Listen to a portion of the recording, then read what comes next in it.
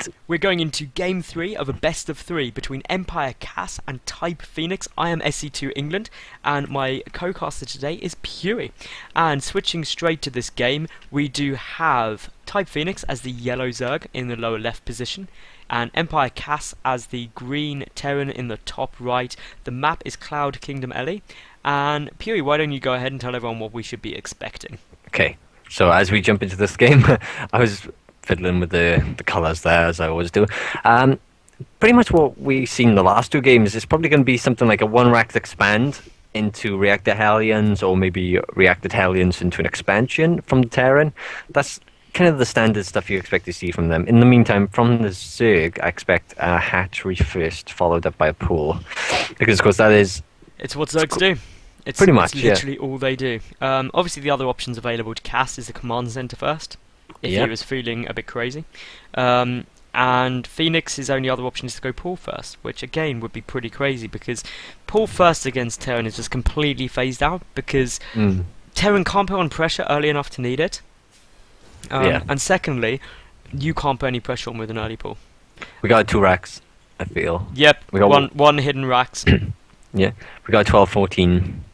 It looks like we got 12 racks obviously down now, and I wonder where.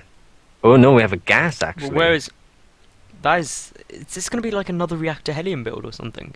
It could be, yeah. Or maybe the only other thing is, judging by this position of the barracks, is it could be a Reaper.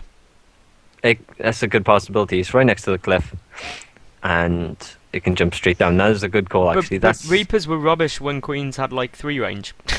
And now they have 5 range. Reapers are just diabolical now.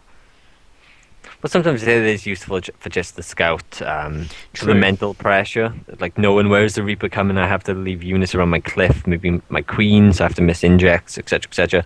But the tech lab is down now, so it it's looks going to like be a Reaper. It is just money cool by me there. Oh yes. That didn't click then for me. I was just like, oh. But we do have it down. It looks like it's going to be followed up with a command center. And that's pretty standard. I mean, yeah, one rack into command center is fine. Still has 2 SCVs in the gas. Meanwhile, Phoenix, he's going very, very standard. He went for the 15 hatch, 16 pool. Everything is normal. Now we do have this one SCV moving in who could build a bunker. That's a good point. Just going straight for the main note, so no bunker. Unless it builds one at the cliff, but it's not really going to be that. No, it's not effective there. He would have had to, for it to be effective, he has to build it before the creep spreads at the natural base, so it's in range of the hatchery. Otherwise, there's nothing good there. Interesting fact, the reason that SCV mines the minerals is because if even an enemy worker is mining mineral patch, it glitches the AI, so the drone runs to a different one, which wastes mining time. You didn't know that? Or no, I did. I'm just telling everyone. Okay. I'm telling everyone who didn't or may not know. I don't know if I had that, and if anyone's wondering what we're on about, if you have a harvester in your enemy's base and you click on the minerals, like your opponent can mine from that. So sometimes you just see them click on this, and then they click on that one, and then they click on that one. It's just to stop your opponent mining. Now this Reaper already paid for itself. Killed 2 drones.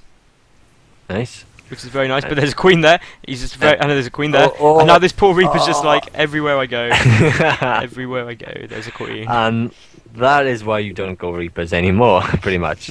That Reaper got annihilated, got completely sandwiched there. And we will see back in Cass's base, a reactor is coming down the barracks, and a factory is there, so Reactor Hellions. The barracks is going to switch over to the tech lab now, again. So, this is pretty standard. It's just going into Reactor Hellions.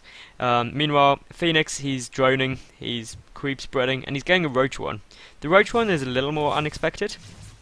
Yeah. And he's not going to be able to deny the scout either. So, or he may be able to actually. That second queen is going to get in there in time. But oh no, the SCV is going to. Is the SCV going to be able to get away? It's not. It's not. So didn't see the Roach one, which of course is key, because obviously one thing that Phoenix could be doing is a big Roach push. Yeah, and it's quite strange that he didn't see that, because the Roach Warren is at the end of the creep in that direction, and he's like, he duped the queen by going in the other direction and duped himself because he didn't see it.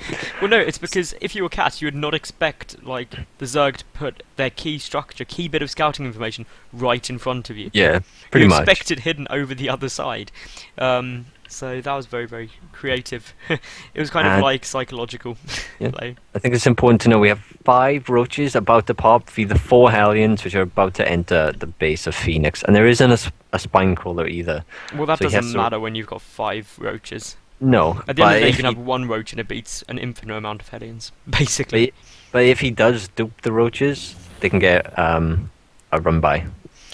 Like right now. Like oh this my was god! gonna happen. The roaches. The roaches. No. They just, There are 2 Kaz, of roaches course, still in gets- the base though. And 3. Kaz, of course, gets a perfect scout on the roaches heading towards his base. But Phoenix they're turns gonna around. they're gonna get sandwiched. 1 Hellion will go down. The other 3 will go away though. So that actually worked out quite nicely for Cass in the end. And there's still a lot more roaches and beanlands in production, or a beanland nest just started, just about to finish. We have 1 bunker down. And he's- Cass has got a lot of stuff out. He's getting a tech lab Oh, on the that battle. Hellions! Oh, Kaz wasn't paying attention. One of them gets sniped, and a second nearly goes down instantly. That is a bit of a slip up there for Cass. Cass though, he has got really good production. Double reactor, barracks, and 1 tech lab on another barracks, getting concussive shell. So that's an interesting choice. Just to Yeah. deal with the roaches, really. I'm pretty sure there's an all-in coming from Phoenix, though, yeah? Yeah. It's got Roach Beanland all-in. Has he and got actually, his, yeah, we he has have- got his binding list down. I Yep. was just questioning that there. We have Siege Tech 60 seconds away from production. Concussive shells are done, and the first tank is nearly produced. These 3 roaches being ever so good. Pick off 1 Hellion. That leaves only 1 left for Cass Yep. for this map control.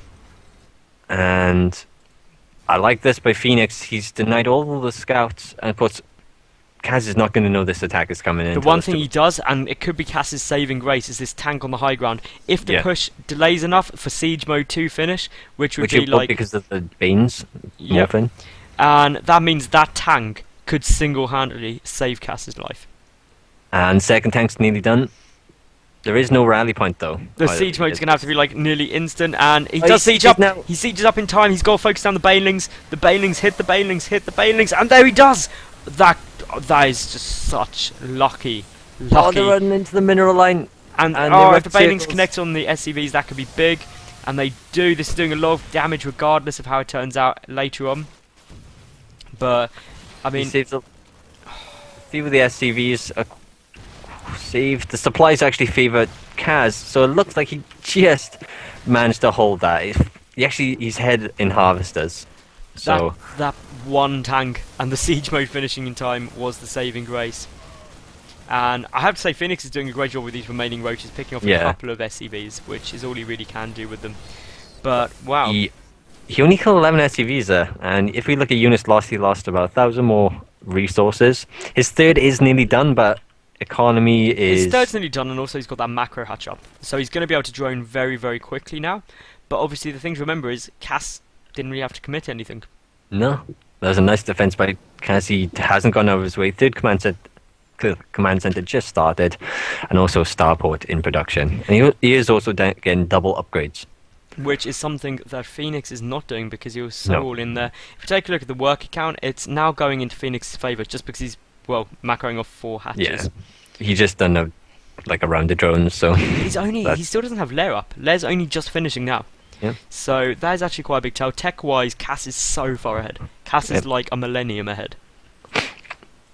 quite strange. He's going for roach speed, but he's getting +1 melee attack and ground carapace. Which you'd think he'd go for missiles.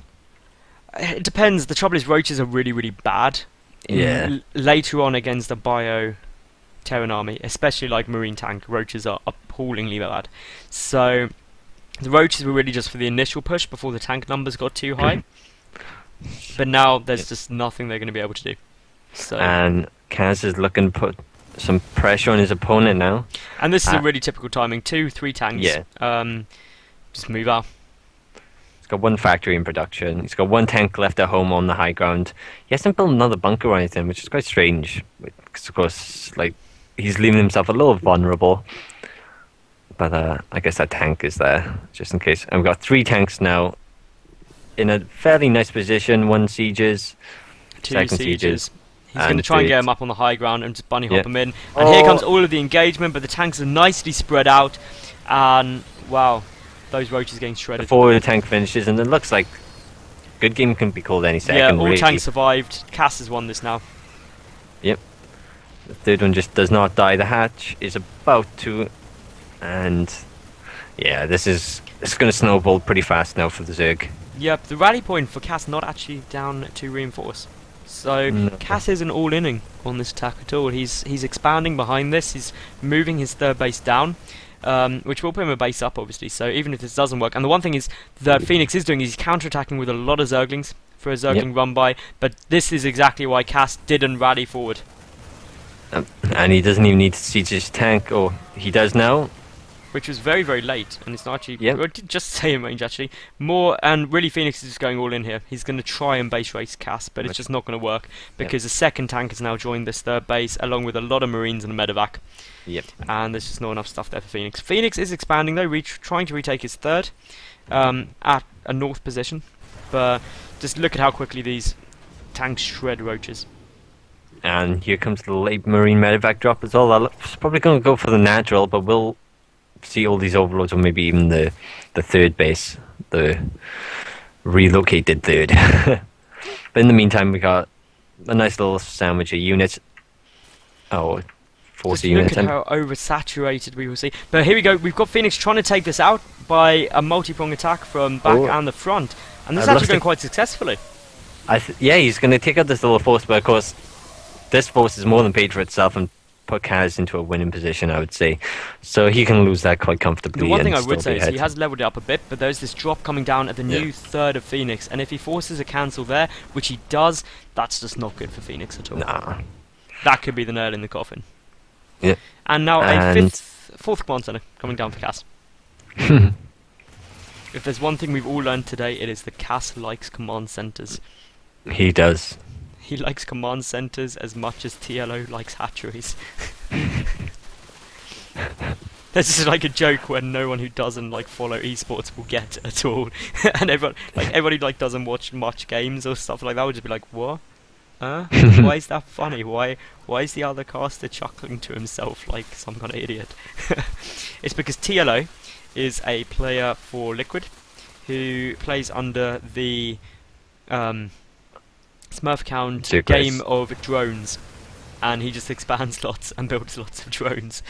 And now Cass is moving out. He's got a supply advantage. He's got an upgrade advantage, I believe, if I'm not mistaken. Yep. He should be. Yeah, it's 2-1 against 2-2. But a big push of this third base of Cass. And Cass could lose this. He's going to have to lift. But a lot of his SCVs are going to go down. And this is the big force. But it looks like Cass is just not going to pull back. Cass is just going to march forward. He's like, well, guess what? I can lift. Let's see you lift a hatchery. Yep. And a little marine push nearly gets taken, takes out the third and gets taken out itself. But of course, in the natural, we have the main army of Kaz. The one plus side though is just there's so many units streaming in. It is going to be a base race situation. Yeah, Kaz actually hasn't walled off his main yet, so. But ultimately, you can just lift everything and fly off. Yeah, he still won this, I would say. It's like Phoenix, didn't you get the memo? Never base race a Terran. Especially before you have stuff that can shoot up. I'm quite surprised that Kaz has not walled off his main though, just to play it that safe. The Overseer comes in and gives him vision to snipe that single tank, which is really good. Kaz lifts his depot, but of course there's not a third one. A hole. There's not a third one. Yeah. I mean, so the fact there's 4 tanks in the main base, that push is gonna be cleared out now. I didn't even see them. Yeah. Like all of Cass's attention is now at his main base. He's not even moving with that force, not even moving him. It has been cleared up now, and that's GG. Yep. And unfortunately, TypePhoeNix, who played really hard, played as hard as he could to stay in this, and he took a great game off Kaz in game number 2. Yeah. Unfortunately, he will be knocked out fairly soon. And there's the GG. Yep, and it is called. So, that was a good game, game 3, and obviously Cass advances to the semi-finals of the Antec Attack Tournament. Thank you very much for watching, for people who have watched this best of 3 and liked it.